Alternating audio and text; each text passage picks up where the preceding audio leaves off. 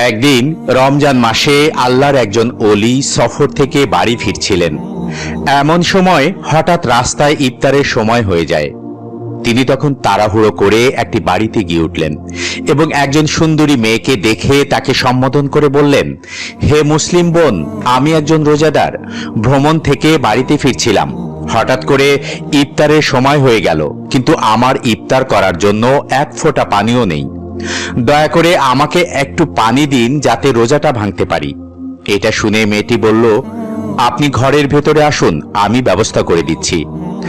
অতঃপর মেয়েটি বিভিন্ন আইটেমের খাবার এনে পেশ করলো। তখন আল্লাহর ওলি মহান রবের শুকরিয়া আদায় করে ইফতার করতে শুরু করলেন।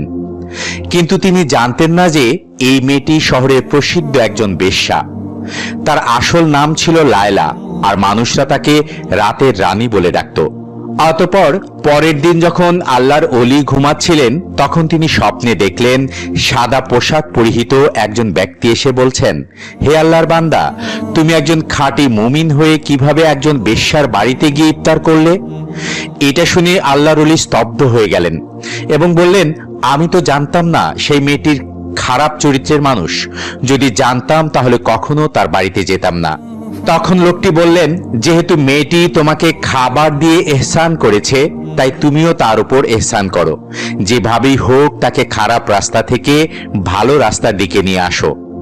এটা শুনে আল্লাহর ওলি বললেন, এটা কি চাইলেই সম্ভব হবে?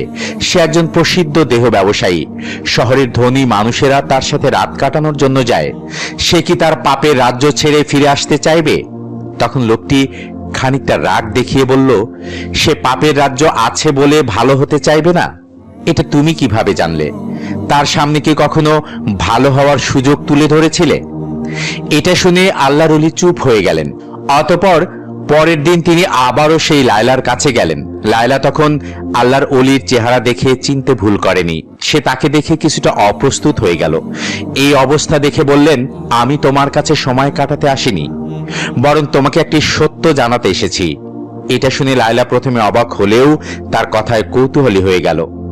আল্লাহর ওলি তখন আবারও বললেন, আমি একজন সাধারণ মানুষ, এখনো আলোর দিশা খুঁজে বেড়াচ্ছি। আর তুমি এমন একজন মানুষ যে অন্ধকারে থেকেও আলোর দিকে ডাক পাচ্ছ। লায়লা তার রহস্যময় কথা শুনে হেসে ফেলল, কিন্তু তার হাসির পেছনে এক অজানা শিহরণ বয়ে গেল।